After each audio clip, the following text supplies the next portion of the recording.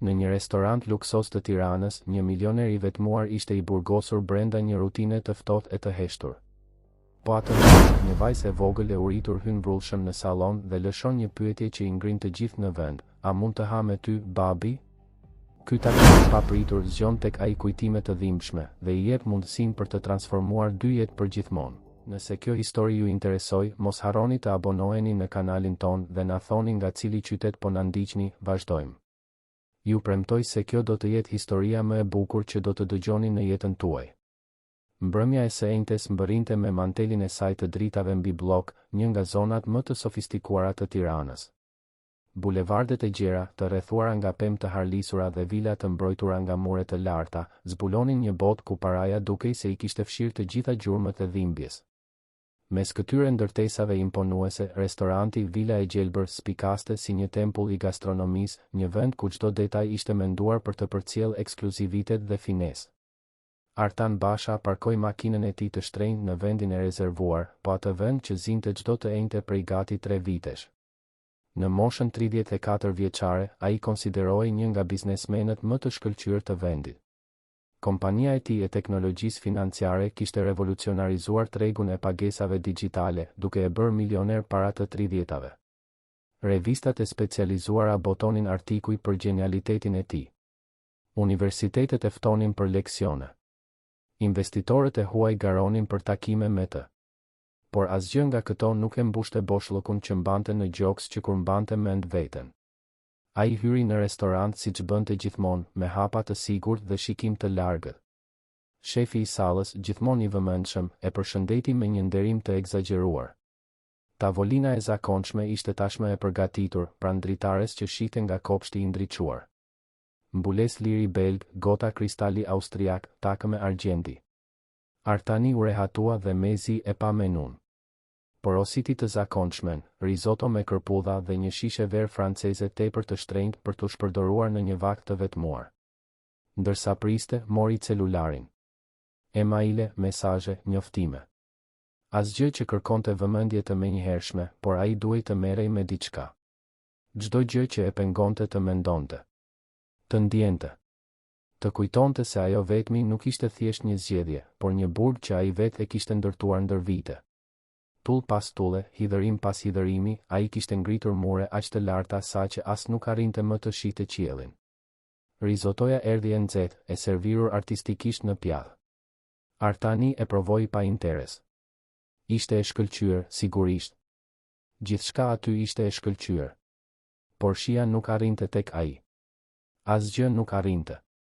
Ai hante mekanikisht, mes një shikimi në celular dhe një tjetri në kopshtin jashtë, ku shatërvani dekorativ lëshonte ujë kristalor në një lëvizje hipnotizuese. Për disa minuta, I lejoi vetes të vëzhgonte atë lëvizje të vazhdueshme dhe pa qëllim. Uji që ngjitet vetëm për të rënë. Fiks si jeta e tij. Sukses që nuk të çonte askund. Nga ana tjetër e murit të zbukuruar që ndante restorantin nga trotuari, një realitet krejtësisht I ndryshëm shpalosej. Ana Gjoni, ose thjesht Ana, siç e thërriste zakonisht e ama, vëzhgonte lëvizjen e restorantit me sy të mëdhenj dhe të uritur. Ishte vetëm 7 vjeç, por jeta në rrugët e Tiranës I kishte mësuar tashmë leksione që shumë të rritur nuk do t'i mësonin kurrë. Ajo e dinte, për shembull, se restorantet e pasura hidhnin ushqim që ende mund të ushqente një fëmijë për ditë të tëra. E dinte se pjesa e pasme e këtyre vendeve ishte e ruajtur, por që gjithmonë kishte një moment shpërqendrimi. E dinte se duhej të ishte e shpejtë, e heshtur, e padukshme. 3 muaj më parë, jeta e saj ishte krejtësisht ndryshe. Banoja në një qytet të vogël në Korçë, ku ajri ishte I pastër dhe njerëzit njiheshin me emër. E ëma, Valbona, punonte si rrobaqepse dhe bënte ëmbëlsira për festa në fundjavë. Nuk kishin shumë, por kishin mjaftueshëm. Kishin dashuri, kishin të qeshura, kishin mëngjese të dielash me bukë të ngrohtë dhe qumësht me kafe. Ana e mbante mend erën e asaj buke. Ishte era e prerit të së ëmës, e sigurisë, e një bote ku ajo ishte ende vetëm një fëmijë. Por pastaj erdhi sëmundja. E shpejt, mizore, shkatëruese. Në pak javë, Valbona u shua. Ana kur nuk e kuptoi plotësisht se çfarë ndodhi. Të rriturit flisnin me fjalë të komplikuara, ulnin zërin kur ajo afrohej, bënin atë fytyrën e mëshirës që ajo shpejt mësoi ta urrente. Kur gjithçka mbaroi, kërkuan baban e anës. Ai ishte larguar kur ajo ishte vetëm 2 vjeç, duke thënë se nuk ishte gati të bëhej baba, se kishte plane të tjera, se një fëmijë do t'i pengonte ëndrat. Por tani, pas zgjidhje, u përpoqën ta gjenin. Ai u shfaq vetëm një herë. I gjatë, me mjekër të paruar dhe sy të lodhur. E shikoi anën sikur të shite një mobilje të vjetër që dikush po përpiqej t'ia jepte. Ajo u përpoq të afrohej, por ai bëri një hap prapa. Tha se nuk kishte mundësi. Se ajo kërkonte shumë punë. Se tashmë kishte një familje tjetër. Dhe iku, duke lënë pas një vajzë që mezi arrinte të përpunonte se sapo ishte refuzuar për herë të dytë në jetë, këtë herë nga dikush që duhej ta mbronte pa kushte. As të afërmit e mbetur nuk e deshën. Një teze pretendoi se tashmë kishte shumë fëmijë. Një xhaxha tha se ishte i papunë. Një kushërir e largët thjesht e mbylli telefonin. Ana kaloi dorë më dorë derisa dikush sugjeroi ta çonin në Tiranë, ku ndoshta do të kishte më shumë mundësi. Por mundësitë nuk erdhën kurrë. Ajo u la në një jetimore të mbipopulluar, nga ku arratis në javën e parë. Preferoi rrugët se sa ftohtësinë e atyre mureve gri, ku fëmijët qanin natën dhe askush nuk vinte t'i ngushëllonte. Që atëherë mbijetonte. Flente nën strehet e dyqaneve kur binte shi, në parqe kur koha e lejonte. Disa shitës ambulant kishin mëshirë për të dhe I jepnin fruta të shtypura ose bukë të ditës së dieshme. Një zonjë që shiste lule pranë stacionit të autobusëve ndonjëherë I sillte një pjatë me gjellë. Por uria ishte një shoqëruese e vazhdueshme, një grop në stomak që nuk mbyllej kurrë plotësisht. Atë të enjte specifike, uria ishte e padurueshme. Ana nuk kishte ngrënë asgjë të konsiderueshme prej 2 ditësh. Trupi I saj I vogël dridhej, jo vetëm nga I ftohti, por nga dobësia. Ajo vëzhgoi restorantin dhe mori një vendim. Duhej të provonte. Duhej të hante. E dinte se ishte e rrezikshme, por dëshpërimi fliste më fort se frika. Duke përfituar nga një moment kur punonësit ishin të zënë në sallën kryesore, Ana u fut fshehurazi nga pas. Dera e kuzhinës ishte gjysmë e hapur, ndoshta për të ajrosur ambientin e nxehtë të furrave. Ajo hyri në heshtje, duke lëvizur si një fantazm mes banakëve të inoksit. Pa një shport me franzele të freskëta, ende të ngrohta. Stomaku I saj kërciti shumë fort. Ajo zgjati dorën e dridhur, por para se të prekte bukën, një zë I trash I bërtiti nga pas. Menaxheri I restorantit, Iliri, njihej për ashpërsinë e tij. Ish ushtarak, e mbante disiplinën e restorantit me dorë të hekur. Kur pa vajzën e pisë dhe zbathur në kuzhinën e tij të patëmet, ndjeu një përzierje zemërimi dhe neverie. E kapi krahun e hollë të Anës me forcë të tepruar dhe filloi ta tërhiqte drejt daljes së pasme, duke murmuritur për higjienën, sigurinë dhe papërshtatshmërinë. Ana u përpoq të lirohej, por ishte shumë e dobët. Këmbët e saj të lëkundura mezi e mbanin. Menaxheri hapi derën që të çonte në sallë, duke synuar ta kalonte shpejt për të mos bezdisur klientët, por vajza, në një impuls dëshpërimi, arriti të shkëputej. Dhe atëherë, pa menduar, pa planifikuar, e lëvizur vetëm nga një instinkt mbijetese që as ajo vetë nuk e kuptonte, vrapoi brenda në sallën kryesore. Efekti ishte I menjëhershëm. Bisedat u ndalën në mes. Takëmet mbetën pezull në ajër. Kokat u kthyen. Një fëmijë I pistë, zbathur, me rroba të grisura dhe flokë të shpupuritur, duke përshkuar sallën e një prej restoranteve më të shtrenjta të Tiranës. Ishte një pamje që nuk I përkiste atij skenari. Ishte realiteti brutal që pushtonte botën e mbrojtur të elitës tiranase. Ana shikoi përreth, e humbur, e frikësuar. Pa fytyra të shokuara, të neveritura, të një kureshtjeje morbide. Dhe atëherë sytë e saj takuan ata të Artanit. Kishte diçka tek ai burr që ajo nuk mund ta shpjegonte. Ndoshta ishte fakti që ai ishte vetëm, si ajo. Ndoshta ishte shpreha në fytyrën e tij, që nuk ishte neveri, por diçka ndryshe. Diçka që dukej pothuajse si njohje. Pa e kuptuar mirë se çfarë po bënte, Ana eci drejt tavolinës së tij. Menaxheri u përpoq ta ndalonte, por ajo ishte më e shpejtë. U ndal përballë burrit me kostum të patëmet dhe nga fyti I saj I tha të doli një fjali që ajo as nuk e kishte planifikuar, një fjali që buronte nga një vend I thellë I shpirtit të saj të plagosur, një fjali që e heshti plotësisht restorantin. A mund të ha me ty, babi? Artani ndjeu sikur mori një grusht në stomak. Ato fjalë. Ata sy. Ai dëshpërim i maskuar keq si shpresë. Ishte si të shikoje një pasqyrë të së kaluarës. Një pasqyrë që reflektonte një version të tij që ai kishte kaluar dekada duke u përpjekur ta harronte. Menaxheri arriti te tavolina, i kuq nga zemërimi dhe turpi, duke filluar t'i kërkonte falje pa pushim Artanin. Por Artani ngriti dorën duke i thënë të heshtë. Zemra i rrite në mënyrë të çrregull. Diçka brenda tij po çahej si një dig gati për t'u shembur pas vitesh presioni. Ai e shikoi vajzën. Vërtet e shikoi. Pa pastërtinë që ishte vetëm sipërfaqësore. Pa urinë që ishte e thellë. Pa frikën që ishte e vjetër. Dhe pa diçka më shumë. Pa dinjitet. Ai fëmijë nuk po kërkonte lëmosh. Po kërkonte shoqëri. Po kërkonte të shihej. Të ishte njeri. Artani nuk ishte njeri i impulseve. Çdo vendim në jetën e tij ishte llogaritur me kujdes. Por në atë moment diçka tek ai u thye ose u rregullua, ai nuk do të dinte ta thoshte.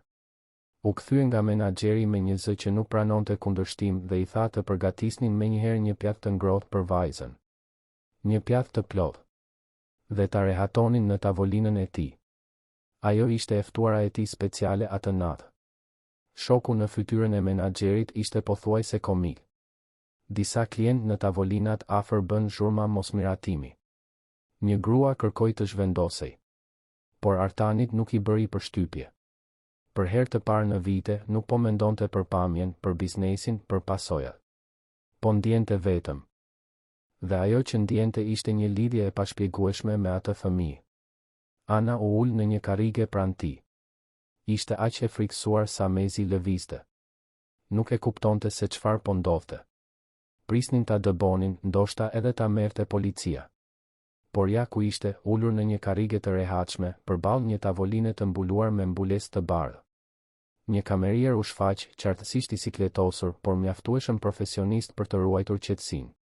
Artani kërkoi të sillnin supë perimesh për të filluar, pastaj një pjatë oriz me pulë të pjekur dhe perime. Diçka ushqyese, por që të mos ishte shumë e rëndë për një stomak bosh prej ditësh. Ndërsa prisnin, Artani nuk dinte çfarë të thoshte. Nuk ishte i mirë me fëmijët. Nuk ishte i mirë me njerëzit, në fakt, por e shikoi dhe e pyeti për emrin. Ana, u përgjigj ajo me zë të ulët. Ana, përsëriti ai. Unë jam Artani. Ajo tundi kokën, ende me frikën se kjo ishte një lloj mashtrimi. Se në çdo moment ai do të qeshte me të dhe do ta dëbonte. Por pastaj supa erdhi, e nxehtë dhe me erë të mirë, dhe Ana harroi të gjitha frikërat. Mori lugën me duar të dridhura dhe filloi të hante. Ngadalë, në fillim, si dikush që ka frikë se ushqimi do të zhduket.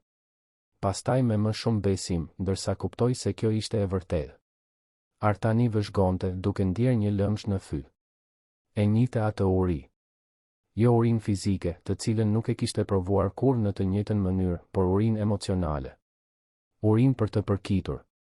Për t'u parë. Për të pasur rëndësi për dikë. Mes lugëve, Ana filloi të fliste. Ndoshta ishte ngrohtësia e ushqimit ose mirësia e papritur e atij të huaj, por fjalët filluan të dilnin. Ajo tregoi për Korçën. Për maman që bënte bukë të ngrohtë. Për ditën kur gjithçka ndryshoi. Për të afërmit që nuk e deshën. Për baban që tha se ajo kërkonte shumë punë. Artani dëgjonte në heshtje, duke ndier çdo fjalë si një te. Ishte historia e tij.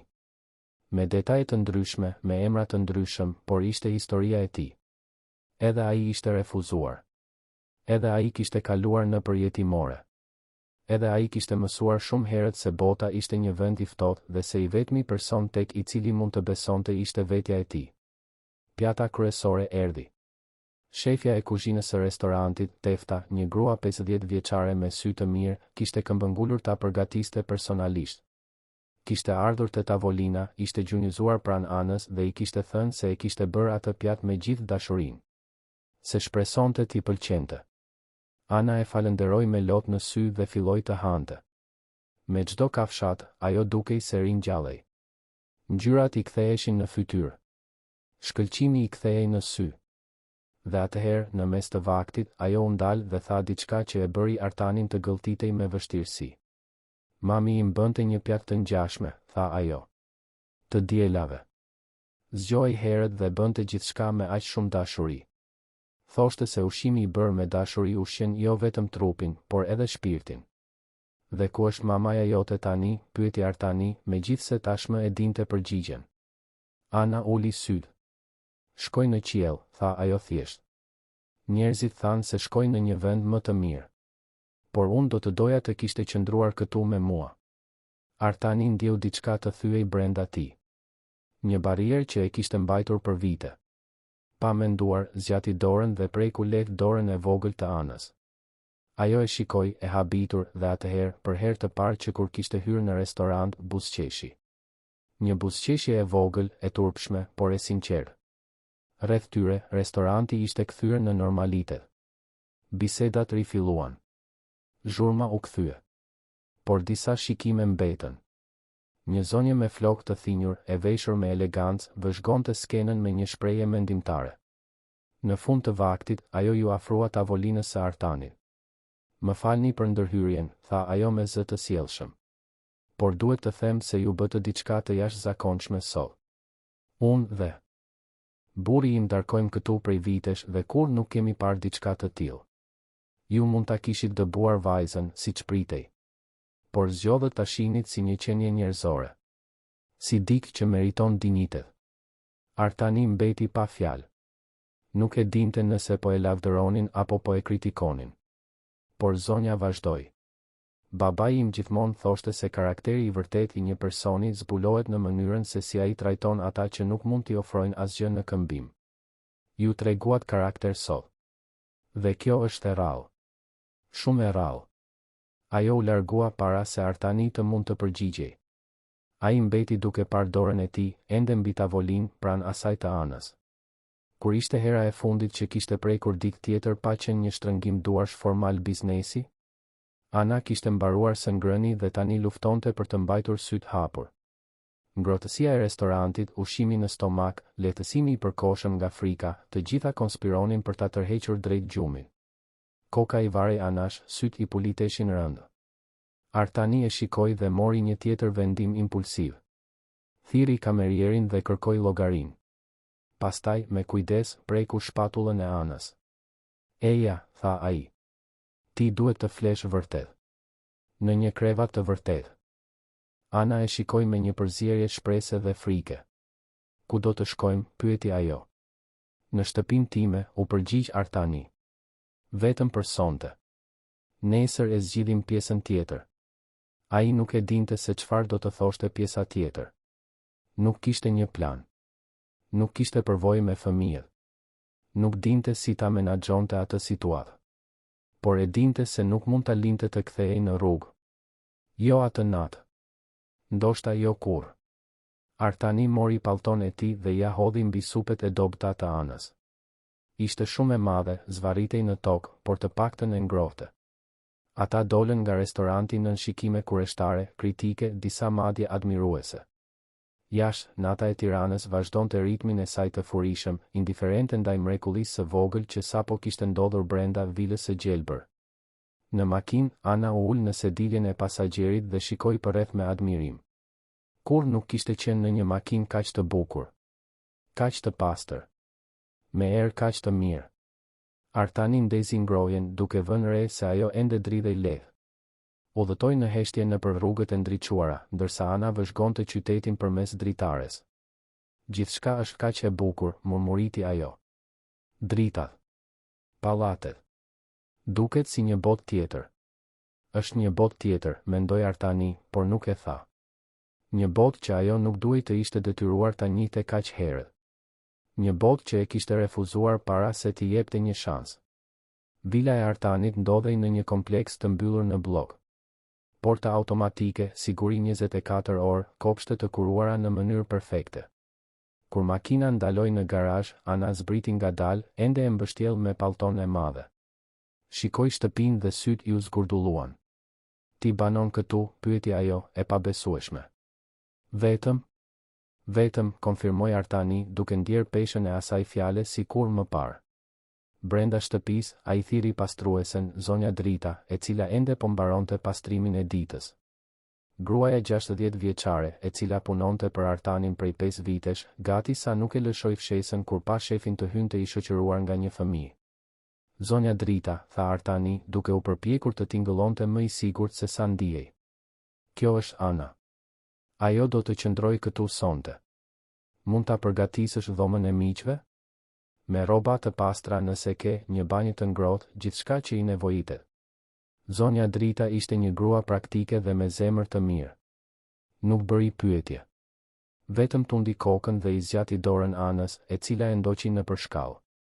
Artani mbeti në këmbë në hollin e hyrjes, duke parë përreth shtëpisë së madhe dhe të zbrazët që e quante shtëpi. Për herë të parë, vuri re sa e heshtur ishte. Sa e ftohtë ishte. Sa e zhveshur nga jeta ishte. U ngjit në zyrën e tij dhe i shërbeu vetes një gotë whisky. Duart i dridheshin lehtë. Çfarë po bënte? Nuk dinte asgjë për t'u kujdesur për një fëmijë. Nuk dinte asgjë për të qenë baba, kujdestar, çdo gjë tjetër përveç se një biznesmen i vetmuar. Por pastaj kujtoi sytë e Anës. Mënyrën se si e kishte ngrënë atë supë. Fjalën që i kishte dalë nga goja. Babi. Ajo nuk e njihte. Nuk dinte asgjë për të. Por në atë moment dëshpërimi kishte parë tek ai diçka që e kishte bërë të përdorte atë fjalë. Dhe ajo fjalë, për një arsye që ai nuk mund ta shpjegonte, kishte prekur diçka të thellë brenda tij. Diçka që mendonte se kishte vdekur prej kohësh. Artani fjeti keq atë natë. Mbeti duke parë tavanin, duke menduar për Anën në dhomën ngjitur. Duke menduar për fëmijërinë e tij. Duke menduar për djalin që kishte qenë vetëm në një jetimore të mbipopulluar, duke pritur për dikë që nuk erdhi kurrë. Duke menduar se si kishte ndërtuar një perandori, por kishte humbur veten në proces. Kur më në fund e zuri gjumi, tashmë po agonte. Dhe për herë të parë në vite, ëndrat e tij nuk ishin për tabela, investime apo strategji tregu. Ishin për bukë të ngrohtë, duar të vogla dhe fjalën babi që i honte në një restorant të heshtur. Dielli. Lindi mbi Tiranë, duke sjell me vete një ditë tjetër. Por për Artan Bashën dhe Anën, ajo nuk do të ishte thjesht një ditë tjetër. Do të ishte dita e parë e diçkaje të re. E diçkaje të frikshme. E diçkaje që të dy, secili në mënyrën e tij, kishin nevojë prej kohësh. Do të ishte dita e parë e një historie që asnjëri prej tyre nuk e kishte planifikuar, por që të dy, pa e ditur, ishin të destinuar ta jetonin. Artani u zgjua nga zhurma e zërave që vinin nga kuzhina. Për një moment, i çorientuar, mendoi se kishte lënë televizorin ndezur. Por pastaj u kujtua. Ana. Vajza ishte në shtëpinë e tij. Shikoi orën dhe pa se kishte kaluar ora 8 e mëngjesit. Kishte një takim të rëndësishëm në orën 10 me investitor ndërkombëtar. Një takim që mund të nënkuptonte zgjerimin e kompanisë së tij në 3 vende të reja. Një takim që e kishte planifikuar prej muajsh. Por mendimet e tij nuk arrinin të përqendroheshin te investitorët. Gjithçka që mund të mendonte ishte fëmia që flinte në dhomën e miqve. U ngrit shpejt, veshi një robë deshambër dhe zbriti shkallët. Zërat vinin nga kuzhina. Zonja Drita po bisedonte me zë të ulët me dikë. Kur ai hyri, pa Anën të ulur në tavolinë, duke përdorur një nga bluzat e tij si fustan, këmbët i lëkundeshin në ajër pa arritur në 2 sheme. Mirëmëngjes, tha ai, duke u ndjerë çuditërisht i turpshëm në shtëpinë e tij. Ana ktheu kokën dhe buzëqeshi. Mirëmëngjes. Zonja Drita bëri çokoladë të nxehtë. Tha se është receta e gjyshes së saj. Artani shikoi pastruesen, e cila i drejtoi një buzëqeshje miratuese. Zonja ishte nën e 3 fëmijëve tashmë të rritur dhe kishte atë mençuri praktike që vjen nga vitet të tëra duke rritur fëmijë. Kishte gjetur rroba të vjetra nga koha kur nipërit e saj vizitonin dhe kishte improvizuar diçka për Anën të vishte ndërsa rrobat e saj laheshin. Zoti Artan, tha zonja Drita, duke ruajtur tonin respektues që përdorte gjithmonë. E vogla u zgjua herët. Bëri një dush të gjatë. Mendoi se i kishte marrë malli për ujin e ngrohtë. I thash çfarë kisha këtu, por do të duhet të blini rroba të përshtatshme. Dhe ka gjëra të tjera që i duhen një fëmije. Artani tundi kokën, por mendja i ishte diku tjetër. Shikoi Anën, e cila pinte çokoladën me kujdes, duke i fryrë para çdo gëllënjike. Flokët i kishte ende të lagur nga dushi, të krejur prapa. pa pastërtinë e rrugës, ai mund ta shihte fytyrën e saj qartë. Ishte e bukur, me tipare delikate dhe sy shprehës. Por kishte diçka në ata sy që e shqetësonte. Një pjekuri që nuk duhej të ishte aty. Një trishtim që asnjë fëmijë 7 vjeçar nuk duhej ta mbante. Ana, filloi ai, duke u ulur në tavolinë. Duhet të flas me ty për disa gjëra. Për atë që do të ndodh tani. Ajo ndaloi së piri dhe e shikoi me vëmendje. Trupi i saj u tendos, sikur po përgatitej të dëgjonte diçka të keqe. Ti ke nevojë për një vend për të qëndruar, vazhdoi Artani, duke zgjedhur fjalët me kujdes. Dhe unë do të doja që ti të qëndroje këtu. Të paktën për tani. Derisa ti zgjidhim gjërat siç duhet. Ti zgjidhim si, pyeti Ana, zëri i saj i ngarkuar me kujdes. Ka vende, shpjegoi ai. Vende ku kujdesen për fëmijët që nuk kanë familje.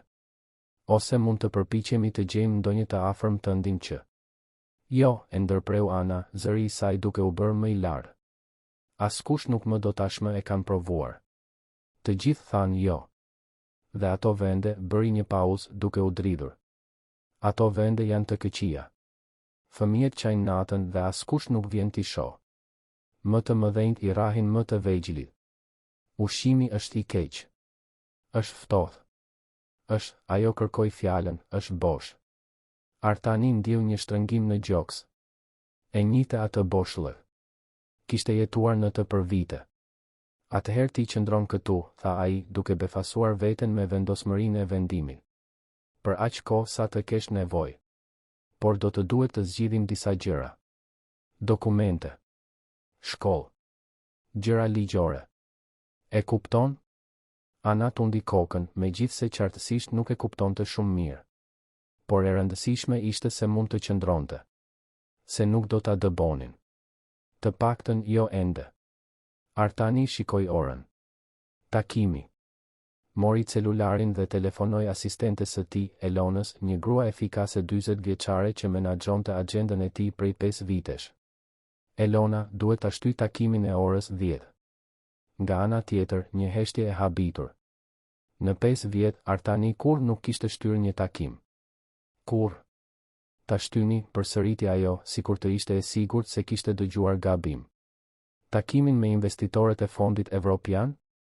Takimin që thatë se ishte më i rëndësishmi i 3 mujorit? Po atë.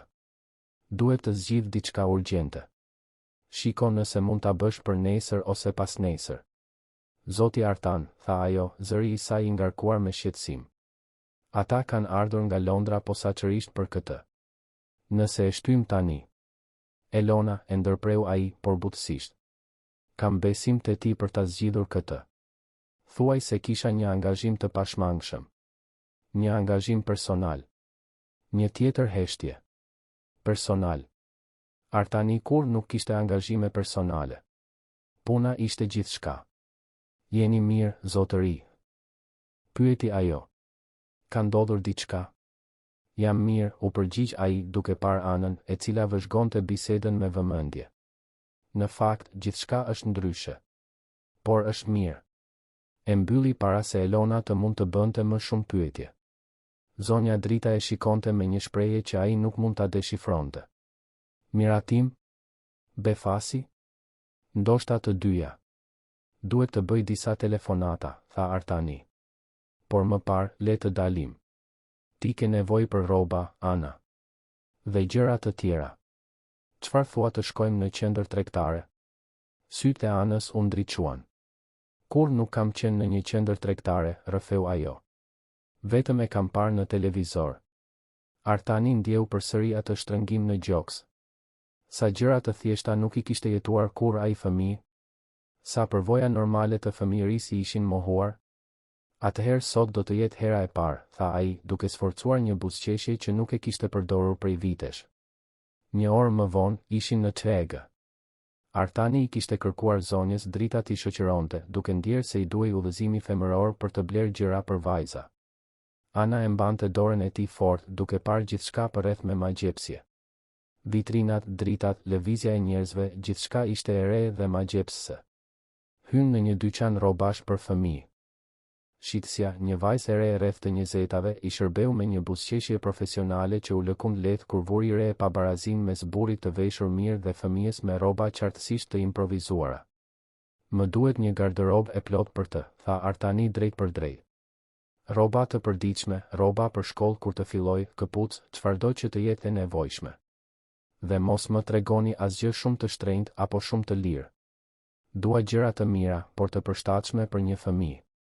Shitësja rifitoi qetësinë dhe filloi të tregonte opsione. Ana prekte çdo copë me nderim, sikur të kishte frikë se do të zhdukeshin.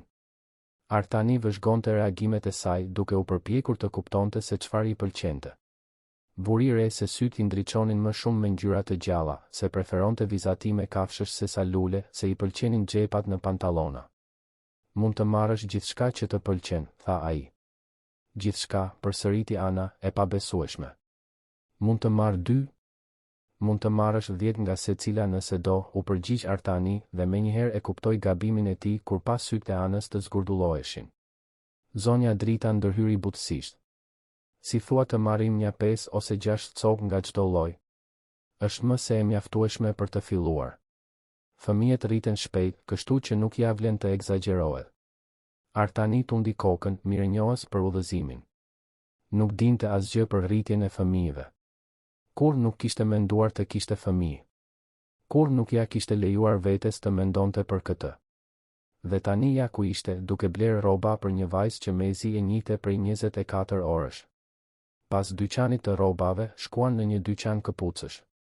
Ana provoi atlete për herë të parë në jetë dhe qeshi kur Artani i shtrëngoi lidhëset. Janë kaq të buta, tha ajo, duke kërcyer lehtë për t'i provuar. Morën 3 palë, një për përdit, një më formale dhe një për të luajtur. Në një librari, Artani bleu fletore, lapsa me ngjyra, stilolapsa, një çantë shpine me stampa fluturash që Ana e kishte zgjedhur, libra për fëmijë. Në një farmaci, artikuj higjienik personal që Ana nuk i kishte pasur kurrë. Shampo e butë, sapun me erë luleshtrydhe, një furçë dhëmbësh roz, një kreer flokësh i dekoruar. Në çdo dyqan, Ana prekte produktet sikur të ishin thesare. Falenderonte me zë të ulët për çdo blerje.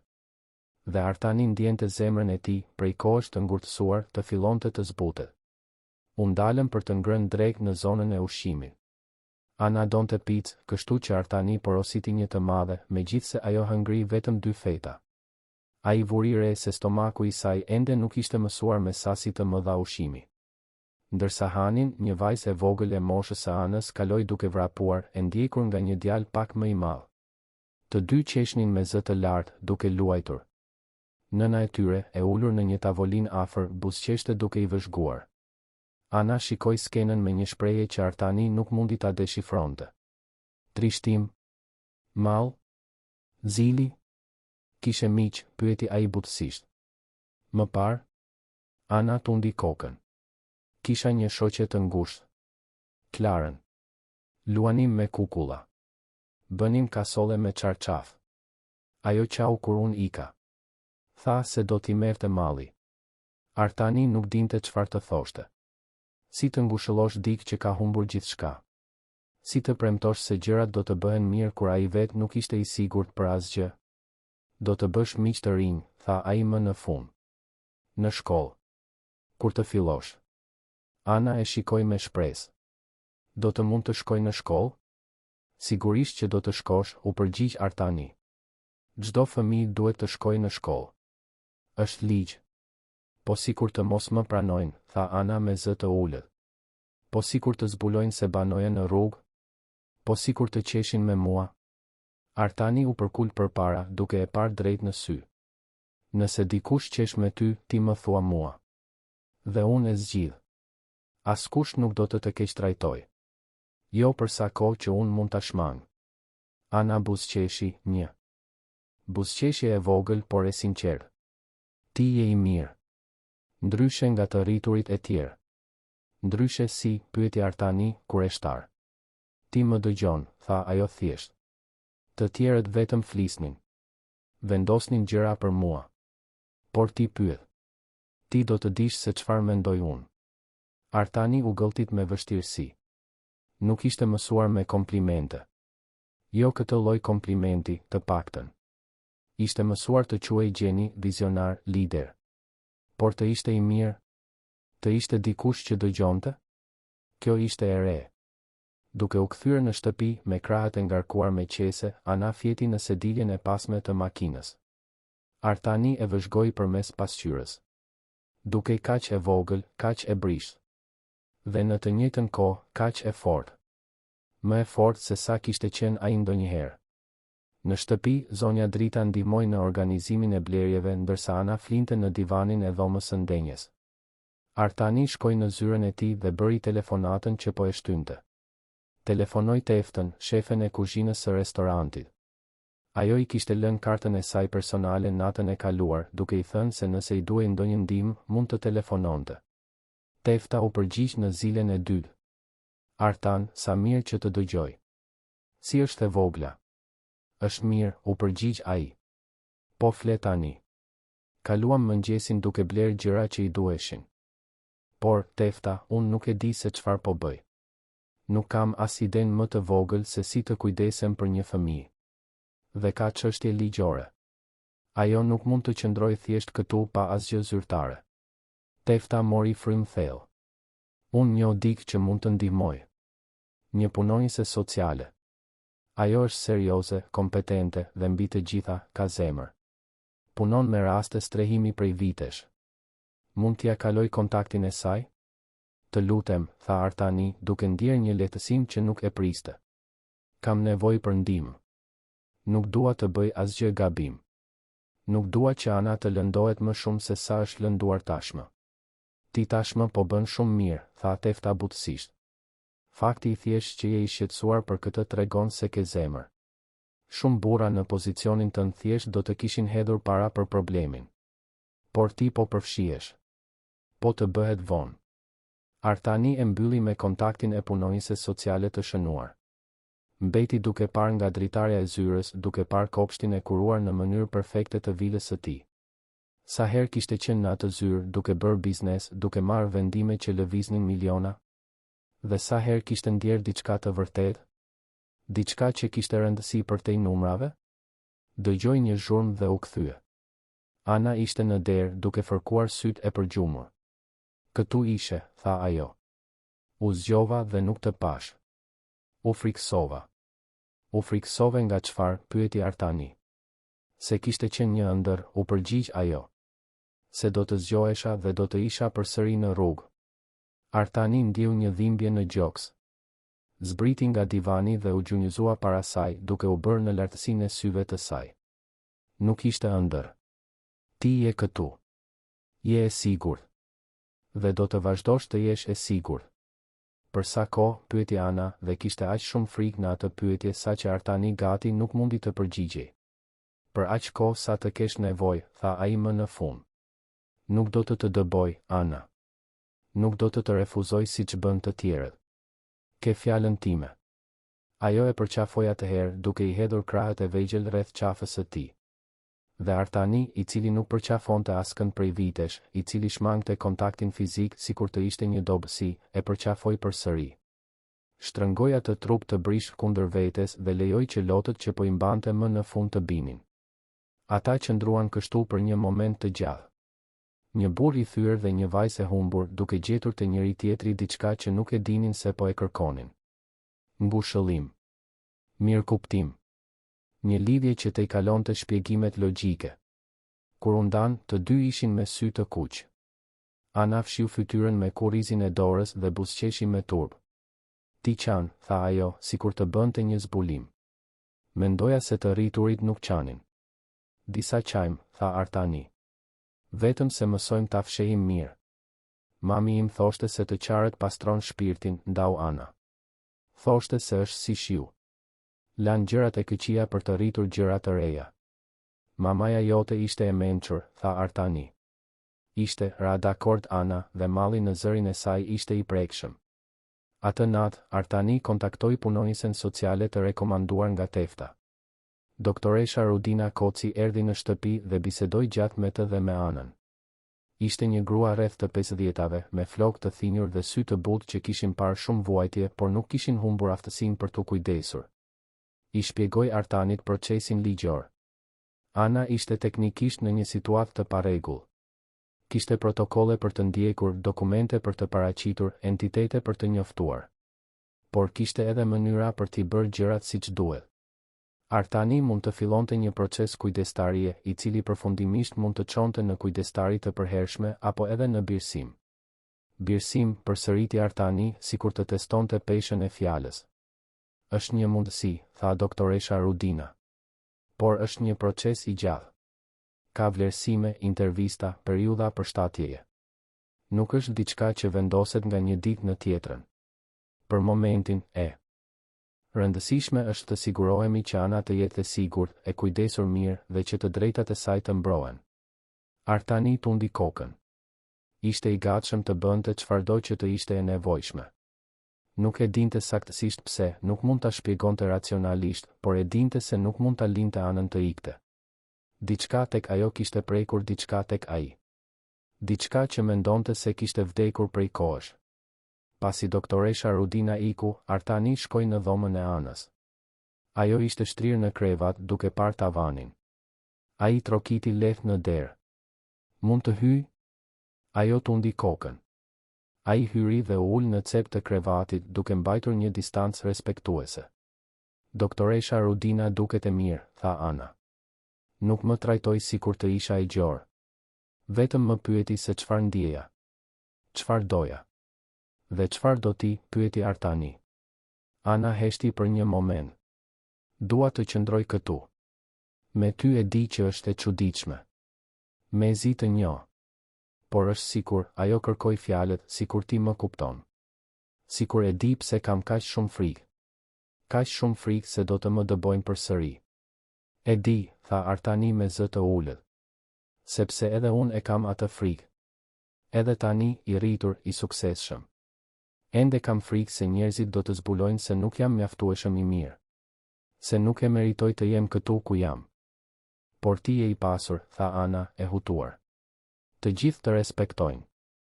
E pash në restoran. Të trajtonin sikur të ishe i rëndësishëm. Të respektohesh përpara është e lehtë, shpjegoi Artani. Të duhesh për atë që je, kjo është e vështirë. Dhe unë kur nuk kam mësuar ta bëj këtë.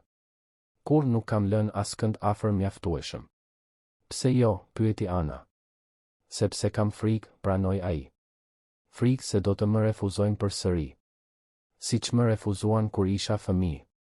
Siç të refuzuan ty Ana, zgjati dorën e vogël dhe preku të tijën. Nuk do të refuzoj. Ti ishe i mirë me mua. Më dhe ushqim. Më solle në shtëpinë tënde. Më bleve rroba. Askush nuk e ka bërë kur këtë për mua. Vetëm mamaja ime. Artani ja shtrëngoi dorën butësisht. Dhe ti më dhe diçka që mendoja se e kisha humbur prej kohësh. Më dhe një arsye për të kujdesur për dikë përveç vetes sime. Ata qëndruan kështu, me duar të kapura në errësirë, dy qenie njerëzore të plagosura duke gjetur pak ngushëllim te njëri tjetri. Nuk ishte një zgjidhje magjike.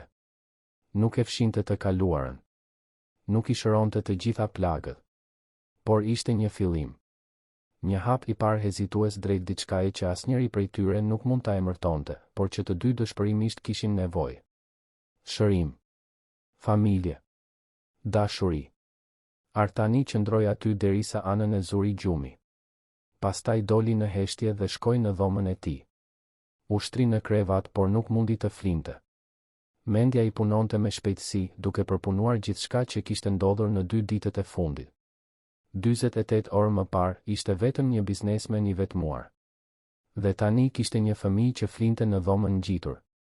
Një fëmijë që në një farë mënyre kishte hyrë në jetën e tij të kontrolluar në mënyrë perfekte dhe kishte kthyer gjithçka përmbys. Dhe më e çuditshmja ishte se atij nuk i bënte përshtypje. Për herë të parë në vite, ndjente se po bënte diçka që vërtet kishte rëndësi. Diçka që nuk kishte të bënte me fitime, zgjerim apo njohje profesionale. Diçka thjesht njerëzore. Diçka të vërtetë. Mori celularin dhe hapi mesazhet. Kishte 10 prej tyre. Nga Elona, e shqetësuar për takimin e shtyrë. Nga ortakët, duke vënë në dyshim vendimet e tij të fundit. Nga investitorët, duke dashur të konfirmonin angazhimet. Ai shikoi të gjitha ato mesazhe, të gjitha ato kërkesa për kohën dhe vëmendjen e tij dhe ndiu një indiferencë që e befasoi. Për vite, kjo kishte qenë gjithçka. Puna e tij ishte identiteti i tij. Bizneset e tij ishin arsyeja e tij për të ekzistuar. Por tani, krahasuar me përgjegjësinë për të kujdesur për anën, gjithçka dukej çuditërisht e parëndësishme. Jo parëndësi, por jo më e vetmja gjë që kishte rëndësi. I u përgjigj vetëm Elonës, duke i thënë se do të flisnin të nesërmen. E la pjesën tjetër për më vonë. Për momentin, kishte gjëra më të rëndësishme për të menduar. Si të regjistronte një fëmijë në shkollë. Si t'i shpjegonte ekipit të tij se jeta e tij kishte ndryshuar në mënyrë drastike. Si të mësonte të ishte diçka që kur nuk kishte qenë dhe kur nuk kishte menduar se do të ishte. Si të mësonte të ishte baba. Fjala ende tingëllonte e çuditshme në mendjen e tij. Baba. Ana e kishte quajtur kështu në restorant në një moment dëshpërimi. Por a ishte e mundur që kjo të bëhej e vërtet? A ishte e mundur që ai, kaq i thyer për brenda, kaq i papërgatitur, të mund të ishte ajo që i duhej asaj vajze? Nuk kishte përgjigje. Por kishte diçka që nuk e kishte pasur prej kohësh. Kishte shpresë. Të brisht, hezituese, por të vërtetë. Shpresë se ndoshta, vetëm ndoshta, ai mund të rregullonte diçka tek Ana që ishte thyer. Dhe se në proces, Ana mund të rregullonte diçka tek ai që ai mendonte se ishte për te i riparimi. Ishte një shpresë e kotë? Ndoshta. Ishte realiste të pritej që dy të huaj me të kaluara kaq traumatike të mund të ndërtonin diçka të shëndetshme së bashku? Ndoshta jo. Por, për herë të parë në jetën e tij të rritur, Artani ishte i gatshëm të provonte. I gatshëm të rrezikonte.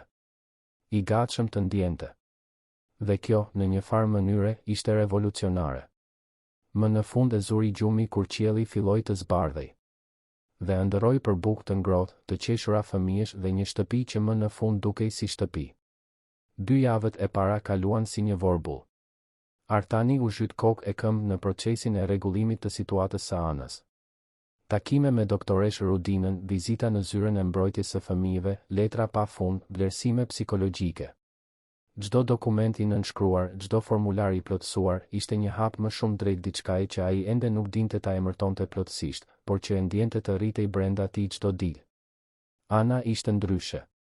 Trupi i saj filloi të shtonte peshë në mënyrë të shëndetshme. Rrafët e zinj që i shënonin fytyrën po zhdukeshin. Buzëqeshte më shumë. Por ende kishte net kur zgjoi e frikësuar, duke thirrur për të ëmën, dhe Artani vraponte në dhomën e saj, ulej pranë krevatit dhe i mbante dorën derisa ajo të flinte përsëri. Në ato momente, ai pyeste veten nëse ndonjëherë ajo dhimbje do të shërohej plotësisht, apo nëse thjesht do të mësonte të jetonte me të, siç kishte mësuar ai vetë. Lajmi për Anën ishte përhapur shpejt. Elona, asistentja e tij, ishte e para që e mori vesh zyrtarisht. Artani e kishte thirrur për një takim dhe i kishte shpjeguar, në mënyrë të drejtë për drejtë por emocionale, se çfarë po ndodhte. Ajo e kishte dëgjuar në heshtje, sytë i zgurdulloheshin gjithnjë e më shumë. Zoti Artan, kishte thënë ajo kur ai mbaroi. Në 5 vjet që punoj me ju, kur nuk ju kam parë kështu. Kaq, ajo kërkoi fjalën, njerëzor. Ai nuk e dinte nëse ky ishte një kompliment apo një kritik, por e kishte pranuar sidoqoftë. Sepse ishte e vërtetë. Për herë të parë pas shumë kohësh, ndihej njerëzor. I cenueshëm. I papërsosur. Por i gjallë. Ekipi i kompanisë reagoi në mënyra të ndryshme. Disa i gjetën të admirueshme. Të tjerë, shqetësuese. Kishte thashë theme se Artani po kalonte një krizë nervore. Se presioni më në fund e kishte mposhtur. Por ai injoroi thashë themet dhe u përqendrua në atë që kishte rëndësi. Një mëngjes, 3 javë pas takimit në restorant, Artani ishte në zyrën e tij në shtëpi kur dëgjoi të qeshura që vinin nga kopshti. U ngrit dhe shikoi nga dritarja. Ana ishte jashtë me zonjën drita, duke vrapuar pas një fluture. E qeshura e saj ishte kristalore, e pastër, e lirë. Dhe diçka brenda tij u thye në një mënyrë të mirë, sikur një mur që e kishte ndërtuar prej dekadash më në fund ra. Telefoni ra. Ishte Tefta, shefja e kuzhinës së restorantit. Artan, duhet të them diçka. Dikush ka pyetur për ty dhe vajzën. Një burr. Tha se ishte baba i saj. Artanit i ngri gjaku.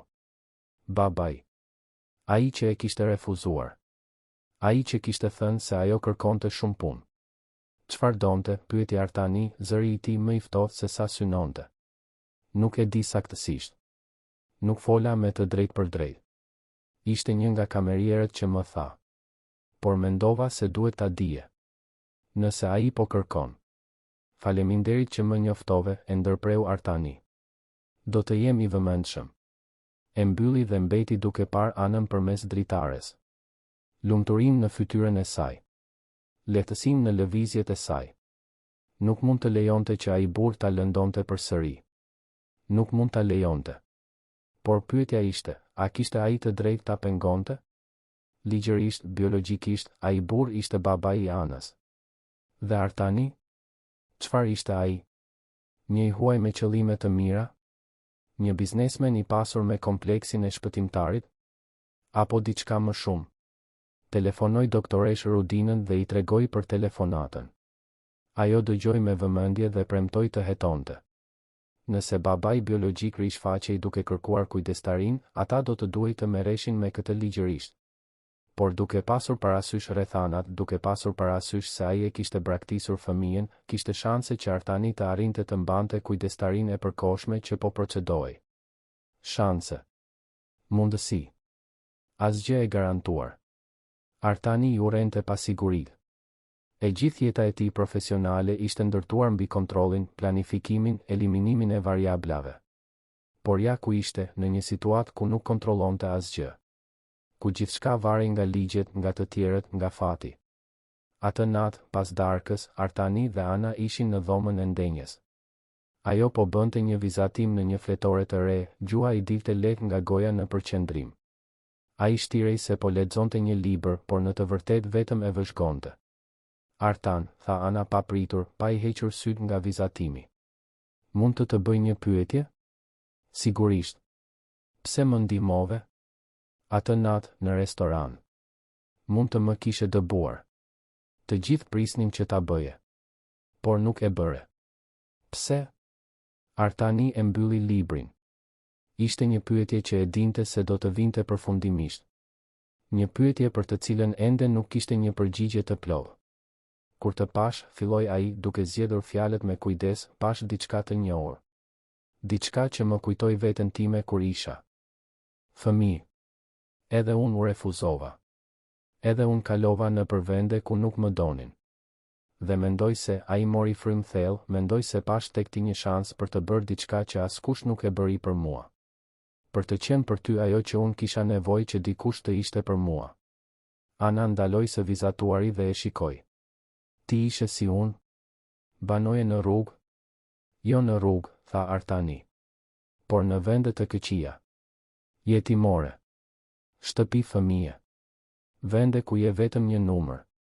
Ku askush nuk të thëret me emër. Ku mëson se nuk mund t'i besosh askujt. Çfarë ndodhi me prindërit e tu, pyeti ajo. Kur nuk i kam njohur, u përgjigj Artani dhe ndjeu dhimbjen e vjetër të njohur. Më lanë në një spital kur isha foshnjë. Vetëm kaq. Pa letër, pa shpjegim. Dhe qëndrova në sistem derisa bëra 18 vjeç. Shkova në shumë familje të përkohshme, por kur nuk funksionoi. Ose ata hiqnin dorë nga unë, ose unë hiqja dorë nga ata. Mësova herët të mos krijoja pritshmëri. Por ti u bëre mirë, tha Ana. U bëre i pasur. I famshëm. U bëra i pasur, ra dakord ai. Por nuk e di nëse u bëra mirë. Ndërtova një kompani, fitova para, arrita sukses. Por ishte bosh. Çdo të enjte shkoja në atë restorant, vetëm, duke u përpjekur të mbushja një grop që parat nuk mund ta mbushin. Dhe atëherë u shfaqe ti dhe në një farë mënyre, a i buzqeshi me trishtim, ti më tregove se çfarë mungonte. Çfarë mungonte, pyeti Ana. Lidhja, tha Artani. Të ndjeja se kisha rëndësi për dikë. Jo për paratë e mia apo për atë që mund të bëja, por për atë që jam. Dhe gjithashtu të mund të kisha rëndësi për dikë në të njëjtën mënyrë. Të kujdesem për ty, Ana, më bën të ndihem, ai kërkoi fjalën, i plodh. Sikur më në fund të kisha një qëllim që nuk është vetëm të fitoj më shumë para apo të mbyll më shumë marrëveshje. Ana u ngrit dhe shkoi tek ai. Unë gjit në divan dhe u rehatua pranë tij. Edhe unë ndihem e plot këtu. Nuk është si që ishte me mamin tim. Asgjë nuk do të jetë si që ishte me të. Por është mirë në një mënyrë tjetër. Sikur më në fund kam ndaluar së rëni. Artani e përqafoj. Nuk do të lë të biesh. Premtoj. Po sikur babai im të kthehet, pyeti ajo, zëri i saj duke u bërë i vogël. Po sikur ai të më doj përsëri. Artani ndjeu zemrën t'i shtrëngoi. Nuk dinte çfarë të përgjigjej. Nuk mund të bënte premtime që ndoshta nuk mund t'i mbante. Do të merremi me këtë nëse ndodh, tha ai. Por një gjë e di, askush nuk do të marrë kundër vullnetit tënd. Mendimi yt ka rëndësi. Ajo që ti do ka rëndësi. Dhe unë do të luftoj për ty me të gjitha forcat që kam. Ana mbylli syt duke u relaksuar kundër tij. Të dua, murmuriti ajo e përgjumur. E di që është e çuditshme ta them këtë. Por është e vërtetë. Artani ndjeu lot t'i djegin syt. Edhe unë të dua, u përgjigj ai dhe kuptoi se ishte hera e parë që i thoshte ato fjalë dikujt dhe vërtet i ndjente. Edhe unë të dua, e vogël. Ajo fjeti aty, e mbështetur tek ai, dhe Artani qëndroi i palvizur me frikën se mos e zgjonte. Shikoi tavanin dhe i lejoi vetes të ndjente mirënjohje. Mirënjohje për atë natë në restoran. Mirënjohje që kishte marrë vendimin e duhur. Mirënjohje që kishte fituar një shans të dytë për të bërë diçka domethënëse me jetën e tij. Por paqja zgjati pak. 2 ditë më vonë, babai i Anës u shfaq. Artani ishte në zyrën e kompanisë kur Elona hyri e zbeth. Një burr është këtu. Thotë se është babai i Anës. Po kërkon të flas me ju. Artani ndjeu zemërimin t'i ngjitej si vrerë. Urdhëroi që burri të çohej në sallën e mbledhjeve. Mori disa minuta për t'u qetësuar, për të marrë frym thellë, për të kujtuar se dhuna nuk do të zgjidhte asgjë. Pastaj shkoi ta takonte. Burri ishte më i ri se sa e kishte imagjinuar Artani. Ndoshta 30 vjeç, i dobët, me rroba të thjeshta por të pastra. Sy të shqetësuar që nuk arrinin të mbanin kontaktin vizual. Kur Artani hyri, ai u ngrit shpejt. Zoti Basha, filloi ai. Emri im është Genti. Genti Marku.